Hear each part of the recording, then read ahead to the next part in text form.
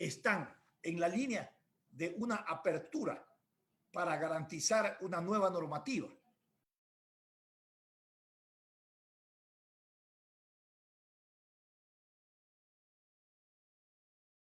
Carlos Santi, Sucusuñay, Isa, ¿cuál de ellos están? Los dos principales, Vargas y el otro, ¿cuál? Vargas e Isa están en una línea y en la otra línea está Marlon Santi con Isa y Vargas. El Salvador Quispe y el señor Carlos Sucusuñay. Esos, Isa y Vargas están en una línea efectivamente, ¿no? En donde no aportaron nada para garantizar esta movilización, por un lado. Y los otros tuvieron que decir, frente a la ausencia de la vocería, nosotros asumimos la vocería. Hicieron la convocatoria del paro y evidentemente tampoco esto le funcionó. Pero, ¿por qué? Hay muchas razones. Ayer decíamos que una de las primeras tareas que debería emprender después de este resultado electoral el señor Yacu Pérez era consolidar esa estructura orgánica, funcional del movimiento indígena y del movimiento Pachacuti. Todos los que han sido elegidos hoy asambleístas por este movimiento están muy cómodos. El señor Quispe está muy cómodo negociando la presidencia de la Asamblea Nacional, que es lo que le interesa. Y todos los otros que han sido elegidos por este caudal electoral de Pachacuti están en el cuarto de hora de consolidar su representación y los intereses que esto representa en el seno de la Asamblea Nacional. Oiga, no me diga que lo han dejado votado a don Yacu Pérez. Lo han dejado. Entonces hoy sufre la soledad. Hoy sufre la soledad. Lo han dejado votado cuando él ha dado abrigo y ha acompañado a todos los que hoy están en representación legal, en representación popular.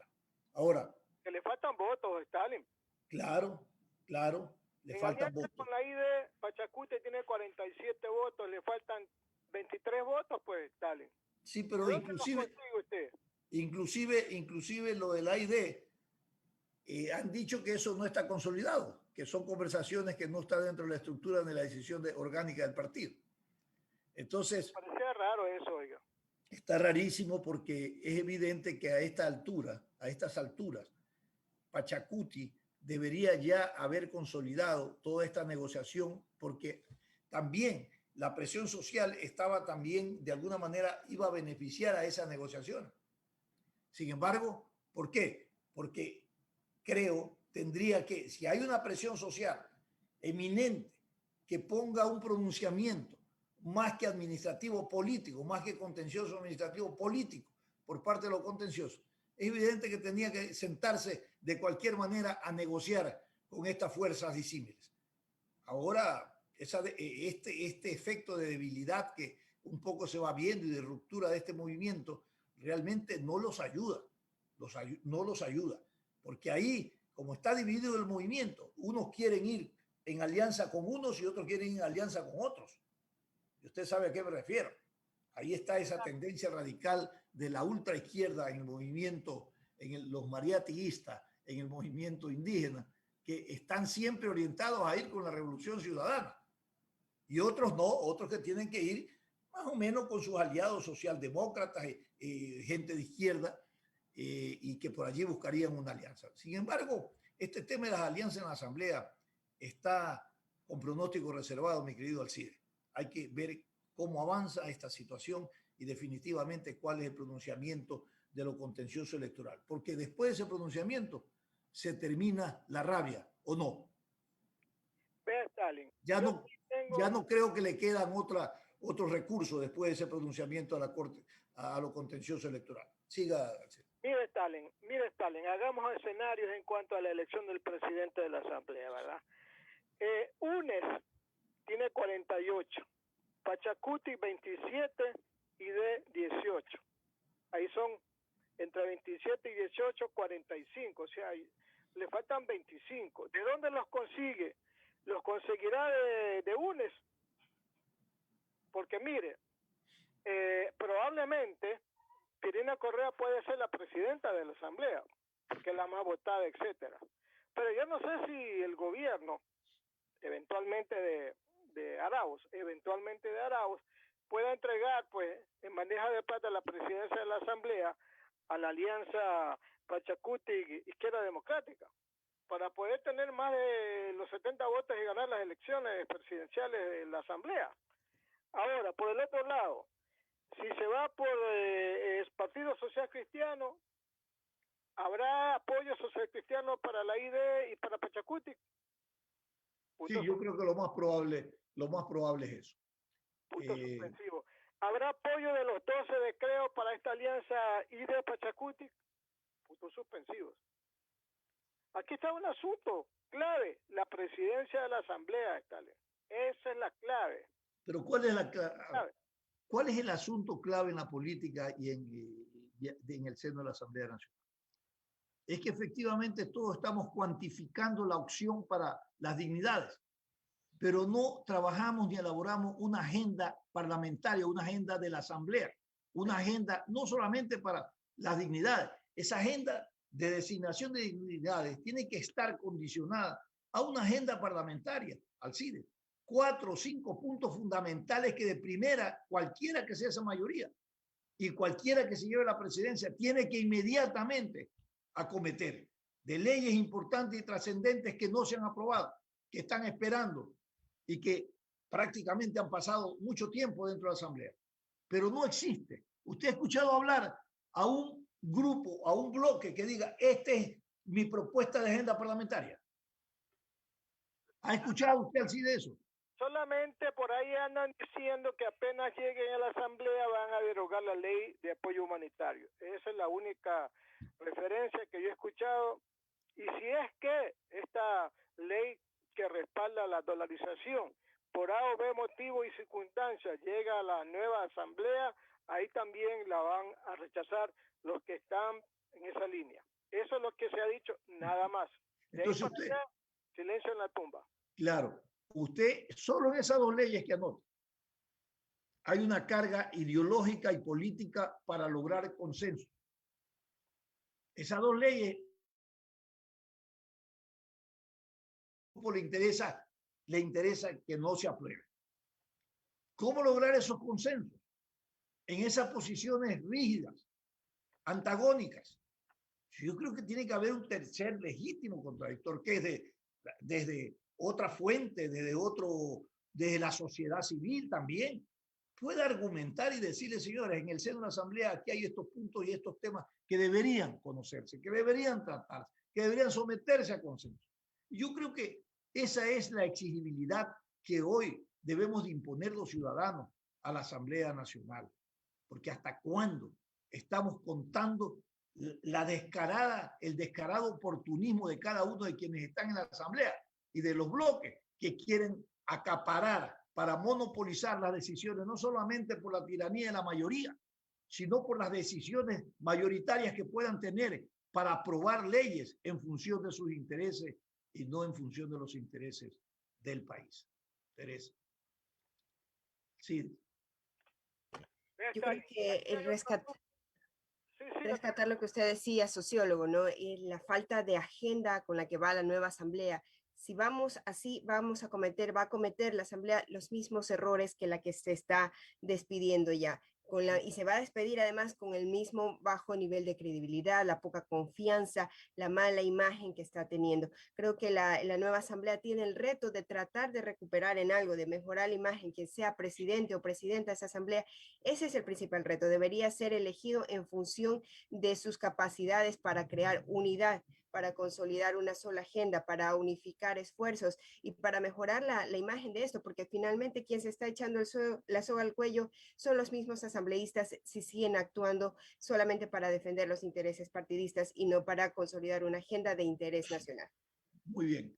Esto me parece interesante, una especie de síntesis. Alcides, les pido usted, por favor, yo me voy a retirar, continúen con la entrevista de nuestro invitado. Una sola cosa antes de que se vaya Stalin. ¿Cómo no? Estoy teniendo una entrevista que le están haciendo en el comercio de Quito a Yacu Pérez. Ya.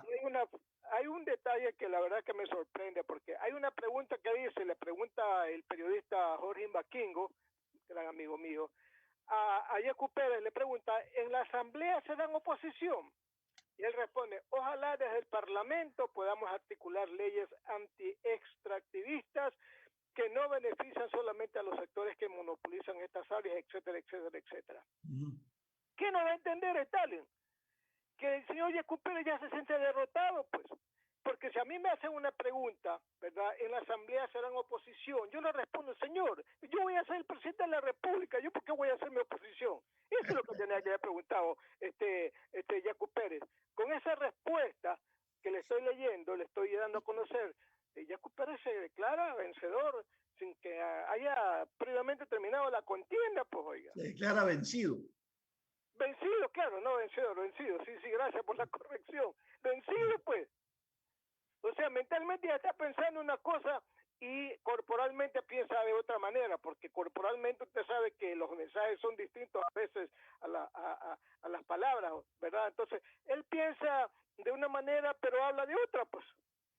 Así es, así es. ¿No le parece? Así es. Al final somos los electores quienes determinamos quién va a dirigir el país a nivel de la presidencia. Bien, compañeros. Vamos a ir a una pausa comercial. Continúan ustedes con la entrevista de nuestro... Claro que sí, sociólogo, licenciado. Vamos a ir a la pausa comercial previamente, pero regresamos con más de su programa Sin Amarras. 6 de la mañana con 58 minutos. Este es un programa de opinión, categoría O, apto para todo público. El siguiente es un espacio publicitario, apto para todo público. Destacados especialistas en materia de agua y saneamiento de 14 países de Iberoamérica y el Caribe reconocieron a la Alcaldía de Guayaquil y a EMAPAC como las instituciones más destacadas en el buen manejo y uso adecuado de los servicios de agua potable y alcantarillado durante la pandemia. La pandemia aún no ha terminado, pero desde EMAPAC continuamos trabajando para garantizar la continuidad y calidad de los servicios, especialmente en los sectores más vulnerables de la urbe. No te confíes. La pandemia sigue. Cuando no evitas aglomeraciones, hay una muerte. Usar mascarillas salva vidas. Que no sea tu culpa. Alcaldía de Guayaquil. Ahora renovar tu permiso de bomberos es más fácil y rápido, tanto como ver las historias de tus amigos en Instagram, buscar tu video favorito en YouTube o subir una nueva foto de perfil en Facebook. Ahora tan solo debes entrar a www.bomberosguayaquil.gov.es y dar clic en servicios en línea. Allí podrás realizar el pago de tu permiso e imprimirlo online. Además, podrás ingresar tus obras o proyectos de construcción, todo desde la facilidad de tu hogar. Si necesitas más información, chequea nuestras redes sociales o escríbenos a serviciosenlinea@bomberosguayaquil.gov.es. Este es un mensaje del Benemérito Cuerpo de Bomberos de Guayaquil. En EMAPAC, nuestro compromiso es brindarte una atención de calidad, oportuna y humana. Si no estás de acuerdo con la respuesta del operador, contáctanos desde la comodidad de tu hogar, enviándonos la información a nuestro WhatsApp 098-747-2917 o llámanos a la línea directa 1-800-003-003 y desde el celular al 113, porque mejorando tu calidad de vida, el Guayaquil que soñamos se levanta. Cuando no respetas el distanciamiento, alguien muere. Usar mascarillas salva vidas. Que no sea tu culpa. Alcaldía de Guayaquil. Prestigio, experiencia y credibilidad solo lo escucha en Radio Atalaya en esta contienda electoral 2021. Atalaya, 76 años respaldando la democracia. Fin del espacio publicitario. Usted está escuchando un programa de opinión, categoría O, apto para todo público. Sin amarres, una mesa de diálogo donde sobresalen los temas de mayor interés social, económicos y políticos del país. Sin amarres, bajo la conducción del sociólogo Stalin Poveda Granobles.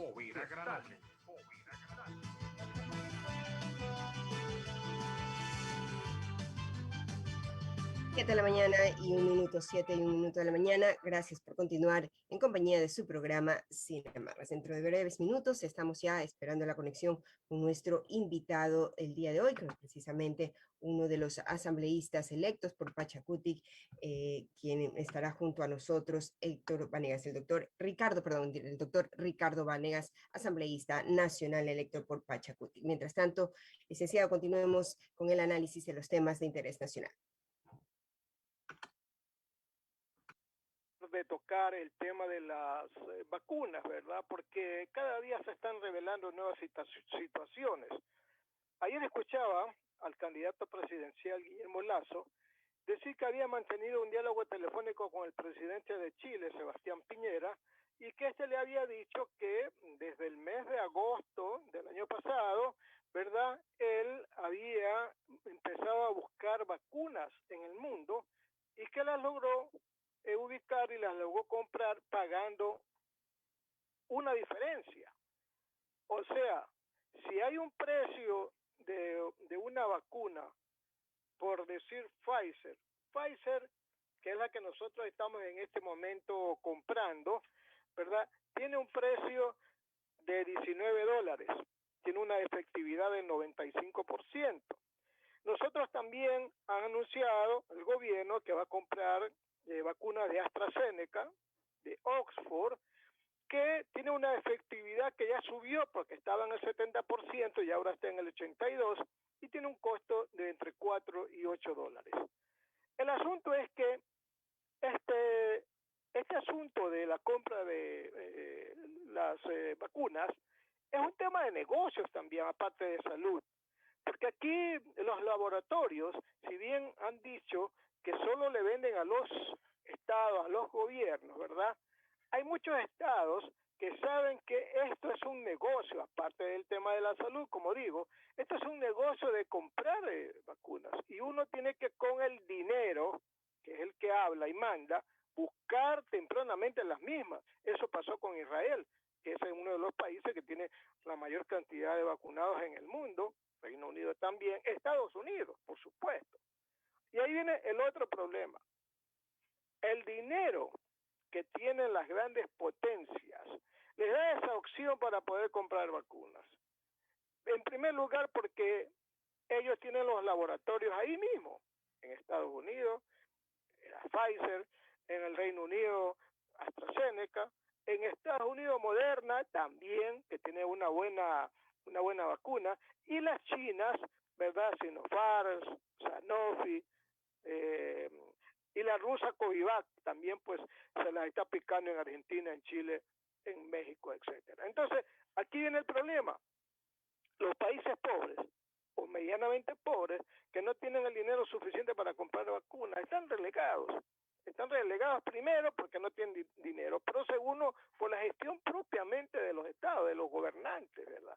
Porque fíjense, Chile no podemos decir que es un país extremadamente rico, pero tiene un empresario como presidente de la República, que es el señor Piñera, y entonces intervino esa astucia propia del empresario cuando se trata de comprar cosas, que no es lo mismo del burócrata que no tiene esa astucia necesaria para comprar medicamentos. Entonces ahí está la ventaja de Chile, que nos tiene ya con más de 140,000 vacunados diarios, ¿verdad? Y nosotros acá que todavía a duras penas estamos esperando que nos llegue el cuarto envío. Ya se hizo el 21 de enero un envío de 8,190, el 17 de febrero 16,380 y el 24 de febrero 17,500, poquísimas, 40,000 y pico nomás, que no se hace prácticamente nada. Dice que en marzo van a llegar 270,000, también van a llegar de Pfizer 1,000,000, de Sinovac otro poco más. No sé, todavía hace falta muchísimo para lograr lo que muchos dicen, la necesidad de vacunar en este país, porque esa es la única manera de poder regularizar todo tipo de actividades, desde las educativas hasta las comerciales y laborales. Si no hay vacunas, no podemos salir a la calle, no hay actividad laboral propiamente dicha normal. En este momento hay una polémica en el mundo y en particular también ha llegado al Ecuador porque muchos establecimientos educativos han anunciado que van a reanudar las clases presenciales, y esto tiene que ver también con los cuidados biosanitarios. Los estudiantes, los niños, los chicos no entienden propiamente de estos sistemas y claro, van a los recreos desprovistos de mascarillas y ahí pues viene el tema del contagio. ¿Usted qué opina, Teresa, sobre el retorno de algunos estudiantes a las escuelas en medio del COVID?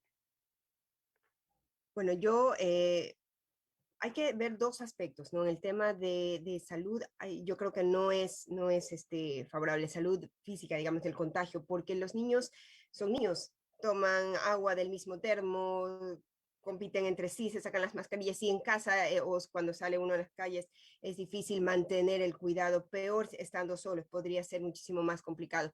Pero también juega mucho el tema de la salud mental. Los niños son los que menos salen, son los que más han padecido también en casa durante todo este año ya que llevamos en esta nueva normalidad. Creo que ese es un peso también. Ojalá más bien las vacunas lleguen pronto. Usted hablaba de Chile. Chile ya lleva un poco más del 16% de su población vacunada y es por esa visión, sí, quizás empresarial, pero esa visión de previsión que tiene Chile, que tiene el gobierno chileno desde antes, desde que se comenzó la pandemia, incluso leí en una entrevista que hicieron a un exfuncionario ahí, desde que se veía lo que estaba pasando aquí en Guayaquil, lo tomó como referencia en Chile, y comenzó ya a buscar los laboratorios que estaban desarrollando las vacunas. Hizo incluso un adelanto, sin que aún estén aprobadas las vacunas, hizo un adelanto de pagos para poder garantizar la adquisición de las vacunas. O sea, no es que les está comprando ahora. Chile se adelantó a la adquisición de esas vacunas y es por eso que tiene gran parte de su población. Mientras tanto, Ecuador sigue siendo un poco más reactivo frente a las situaciones complejas que vive. Ya está con nosotros, licenciado, nuestro invitado para poder dialogar precisamente sobre los temas de interés electoral, también sobre la asamblea, cuál será la agenda, un poco lo que conversamos en el primer bloque. Damos la bienvenida pues al doctor Ricardo Vanegas, asambleísta nacional electo por el movimiento Pachacuti. Así es, efectivamente, bienvenido el doctor Ricardo Vanegas.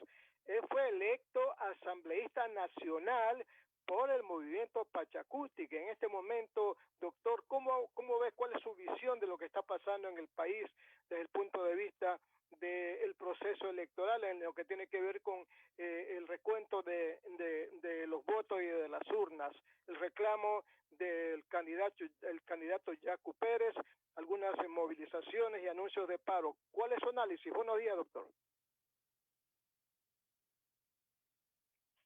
Hola. Tiene apagado el micrófono. Perfecto. Sí, sigue el micrófono. Buenos días. Gracias por la entrevista.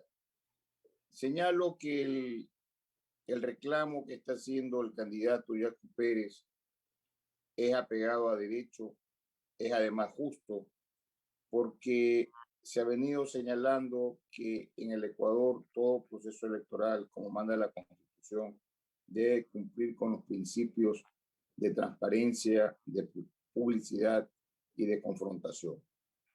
Lamentablemente, desde que hubo esas actas que consideran como inconsistentes o con novedades y se inició el proceso de revisión de las actas, no se cumplió con el procedimiento establecido en el Código Orgánico de la Democracia. Y al no cumplirse con ese procedimiento, es decir, al no exhibirse el P1, que es el acta que contiene el resultado, en resumen, del día de las votaciones del 7 de febrero, al no sacar del interior de la urna en una funda plástica, si no tenían el acta principal, una copia de esa acta, y al no pedir a los delegados de los partidos políticos que le exhiban la copia de esa acta, si es que no había ni el P1 ni la copia de esa acta en la funda plástica bien en la urna, no se podían contar los votos. Eso no porque lo decimos nosotros, sino porque está en el Código Orgánico de la Democracia. De tal forma que, aunque la actuación de ellos fue legal, porque son autoridades legalmente designadas, al no cumplirse el procedimiento, lo que ellos han hecho no es legítimo, porque no es justo y en consecuencia carece de validez. Nuestro reclamo ante el Consejo Nacional Electoral, al presentar el recurso de objeción, es decir, a ver, señores, aquí hay 20.000 actas. Hay actas presidenciales, de asambleístas nacionales, de asambleístas provinciales. ¿Cómo es posible que en la parroquia Sucre, en el cantón Sucre, en la junta número 1, le pongo de ejemplo, ¿cómo es posible, digo, que hayan votado 300 personas para presidente, pero han votado 280 para diputados nacionales, 280 para asambleístas provinciales? Y los otros 20 votos, ¿de dónde aparecieron? Eso es el motivo de nuestro reclamo. ¿Qué es lo que ha hecho el Consejo Nacional Electoral? A decir, sí, hemos revisado sin la presencia de los delegados de los partidos políticos, como tenía que ser, violando otra vez el artículo 233 de la Constitución, que dice que todo acto es público, y han dicho, sí, pero esta acta es igual a la que está subida. Claro, el acta de la presidencia es igual a la que está subida, pero si usted compara esa misma acta con las otras actas de las otras dignidades, hay más votos. Y ahí está el paquetazo. Ellos permitieron que solamente se reaperturen 31 actas. Y oh, sorpresa, Diario Universo publica que han aparecido 612 votos nuevos para Yacu Pérez. ¿Se puede imaginar usted cuántos votos más habrían si se llegan a abrir 9,000 o 10,000 actas como estamos pidiendo nosotros? No tendríamos este problema y no habría un candidato que está en la segunda vuelta que carece de legitimidad. Doctor Vanegas, el candidato Pérez ha presentado ante el Tribunal Contencioso Electoral un recurso subjetivo de impugnación a la resolución del Consejo Nacional Electoral, que apenas admitió revisar 31 actas, ¿verdad? ¿Qué esperan ustedes del Tribunal Contencioso Electoral? ¿Que abra todas las 21.050 actas o que se escoja un promedio de las mismas? Nosotros hemos presentado ese recurso de impugnación porque es el siguiente paso ante el Contencioso Electoral. Y lo que aspiramos es que, atendiendo ya resoluciones anteriores del Contencioso Electoral frente a reclamos de candidatos de creo, me refiero a la 435/2017, que es la sentencia, ellos hagan lo que está en el Código de la Democracia. Si es que hay dudas razonables en la manera como se han contado los votos, tienen que abrirse las urnas. Y pueden abrirse las urnas, como usted nos señala, en 9,000, en 10,000, en 15,000, en lo que nosotros pidamos que se abran, demostrando justificadamente que hay inconsistencia. Esperamos que el Tribunal Contencioso Electoral analice nuestro pedido y lo resuelva inmediatamente, porque el problema que tenemos es el tiempo que sigue corriendo para abrir la segunda vuelta electoral y a lo mejor impedir que alguien que legítimamente debería estar en la segunda vuelta no logre llegar. Doctor, ¿y qué pasaría si el Tribunal Contencioso Electoral les niega la petición de ustedes? Es decir, no abren las urnas y le da la razón al Consejo Nacional Electoral. ¿Tendríamos movilizaciones y paros indígenas? A ver, las movilizaciones que ha convocado Yacu Pérez no solamente son indígenas, porque la votación que él ha obtenido en el Ecuador es nacional. Han estado presentes en estas movilizaciones pacíficas, por cierto, representantes de la costa, de la sierra, del oriente, y quienes integramos la lista de asambleístas de Pachacuti, hablo por mí y varios de nosotros, me parece que no somos indígenas, ¿no? Aunque descendemos de los indígenas, somos mestizos. Así que no hay que confundir ni tampoco señalar que solamente el sector indígena es el que se siente afectado. La democracia hay que defenderla. Es el pueblo ecuatoriano en su totalidad el que se siente afectado porque no se ha respetado la voluntad de su voto. Y es nuestra obligación democrática, por cierto, ejercer el derecho a través de estos reclamos y a través de nuestras posiciones pacíficas en las calles. Y lo vamos a hacer. Si luego de esto nada resulta, será un gusto para nosotros como asambleístas electos llevar pues a los señores miembros del Consejo Nacional Electoral y a los señores miembros del Consejo Electoral a un juicio político. Y ahí vamos a ver si son tan valientes y si pueden seguir haciendo las cosas que han hecho, violando los derechos de todos los ecuatorianos que libremente elegimos a nuestros candidatos. Esta entrevista sigue con nuestra compañera Teresa Marchán. Adelante, Teresa. Claro que sí, doctor. Hablando ya de lo que tiene que ver con la asamblea, nosotros comentábamos en el primer bloque la necesidad de contar con una agenda que pueda unificar programas, que pueda unificar medidas a favor del Ecuador. ¿Cuáles deberían ser esas prioridades de la nueva Asamblea Nacional?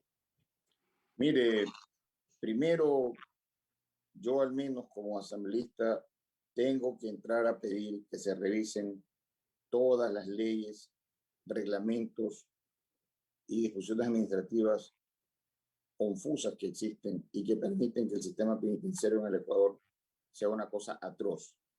Lo que ha pasado hace pocos días, que no es sino una consecuencia de lo que ha pasado el año anterior y el otro año, demuestran que hay una permisibilidad en el manejo del sistema penitenciario, que ha originado que hacia el interior de las cárceles se encuentren armas, sean estos cuchillos, machetes, fusiles, revólveres, pistolas, motosierras, y que además tengan celulares que han permitido en tiempo real ver cómo se ha masacrado a 76 ecuatorianos que se encontraban detenidos y cumpliendo sus penas en estos centros penitenciarios.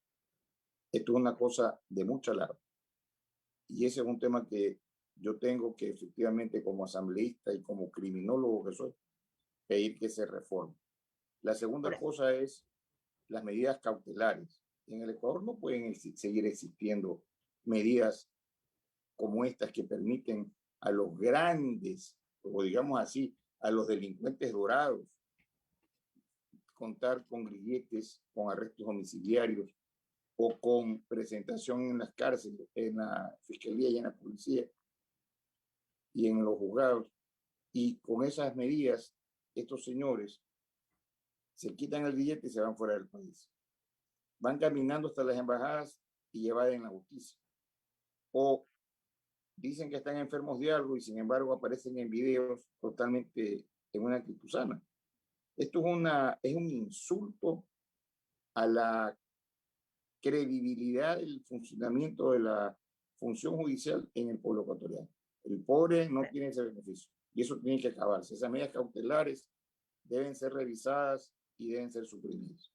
Doctor, lo que usted menciona es precisamente el parte de la queja, de la crítica y de las demandas que permanentemente están haciendo gente entendida en la materia, pero cómo esa necesidad que usted ve, esa prioridad que usted tiene, va a trasladarse a que sea una prioridad de la Asamblea. Esta Asamblea que acaba de pasar ha tardado años en tramitar, meses en tramitar las leyes, y el tema de seguridad ha sido precisamente una demanda persistente de la ciudadanía, de los gremios, en que la Asamblea pueda generar reformas, y no se ha hecho. ¿Cómo también ustedes van a buscar consenso, van a buscar aliados y ya están conversando con algún otro bloque para poder unificar una agenda común? Primero, esta asamblea que está feneciendo es como el gato que cuida el ratón. Muchos de ellos han estado involucrados en actos de corrupción. Así que no podemos pedirle a esta asamblea que haga lo que tenía que hacer. Nosotros, por el contrario, somos abogados litigantes, criminólogos de profesión. Conocemos lo que tenemos que hacer. Y le voy a decir a usted y a los ciudadanos, hay cosas que no necesitan de fuerza, porque tienen la razón.